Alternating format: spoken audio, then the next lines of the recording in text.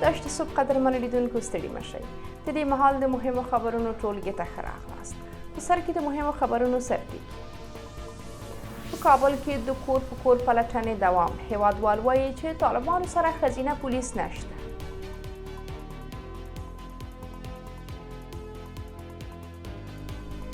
ایران یو وار بیا د روان لمریز کال تر پایه د ناقانونه افغان کډوالو پر ایستلو ټینګار وکړ.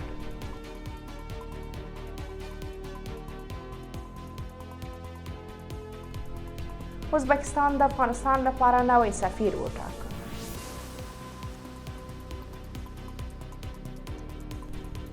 او د ملګرو ملتونو امنیت شورا په روسیه کې د شمالي کوریا د پوځي حضور په تړاو غونډه کوي.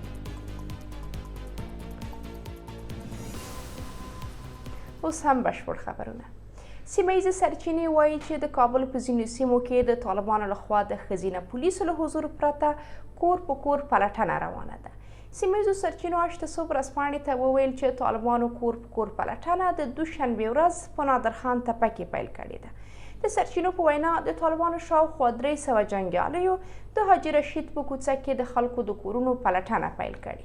د سرچینو د معلوماتو پر بنسټ ماشومانو په لارو کوڅو کې د طالبانو د پراخ حضور او د دغې ډلې د ویرې له کبله ښوونځي ته له تللو ډډه کړې ده. سرچینې زیاته کړې چې ډېری ماشومان ویده وو چې طالبان د خلکو کورونو ته ننوتي دي. طالبانو تر اوسه په دې تړاو څه نه دي ویلي. د یادونې ده چې دغې ډلې له تېرې سې شنبې راهیسې د کابل په بېلابېلو سیمو کې کور په کور پلټنې پیل کړي دي. له دې مخکې د کابل اوسېدونکو له خپلو کورونو د پلټنې پر مهال د طالب جنګیالیو له ناسم چلنده شکایت کړی و. د ایران د انتظامی ځواکونو قومندان احمد رضا رادان یو وار بیا ټینګار کړی چې هیواد به د روان لمریز کال تر پایه 2 میلیونه ناقانونه او بې اسناده کډوال وباسي. رادان د دوشنبې ورځ له تسنیم خبري اژانس سره په مرکې کې ویلي چې ایران تر اوسه 85,000 ناقانونه او بې اسناده کډوال ایستلي دي. که څه هم نوموړي ایراني امنیتي چارواکي د کوم هیواد نوم نه دی اخیستی، خو ویل کیږي چې ډیری ایستل شوي کډوال افغانان دي. د ایران د انتظامي ځواکونو قومندان په وینا د ناقانونه کډوالو ایستل به په دغه هیواد کې د جرمونو پر کموالي ډیر اغیز ولري. د یادونې ده چې ایران د 4.5 میلیونه افغان کډوالو کوربه دی. په ایران کې په 90% کډوال افغانان دي او ډیری قانوني اسناد نه لري. څه موده مخکې د ایران د ملي امنیت کمیسیون ویاند ابراهیم رضایي هم ویلي وو چې په نږدې راتلونکي کې له 2 میلیونه ډیر کډوال له دغه هیواده باسي. څو ورځې مخکې د هرات ځایي طالب مسؤلانو ویلي وو چې یوازې په تېره یوه میاشت کې 55,000 افغان کډوال له ایران افغانستان ته راغلي دي. ازبکستاني رسنیو راپور ورکړی چې هیواد یې اویبک عثمانوف د افغانستان لپاره د نوي سفیر په توګه ټاکلی دی. ازبک ډیلی لیکلي چې عثمانوف د دوشنبې ورځ کابل ته رسېدلی دی. د راپور پر بنسټ عثمانوف له دې مخکې په پاکستان او مصر کې د ازبکستان د سفیر په توګه کار کړی دی. د معلوماتو پر بنسټ د افغانستان لپاره د ازبکستان نوي سفیر له 2011 څخه تر 2012 کال پورې د بهرنیو چارو وزارت د مرستیال په توګه فعالیت کړی دی. له دې مخکې خواجه شادمانوف په افغانستان کې د ازبکستان سفیر و. څه موده مخکې طالبانو په کابل کې د شادمانوف د ماموریت پای ته رسېدو خبر ورکړی و. ازبکستان طالبان په رسمیت نه پیژني، خو په تېرو 3 کلونو کې یې له دغې ډلې سره ښې سوداګریزې اړیکې ساتلې دي.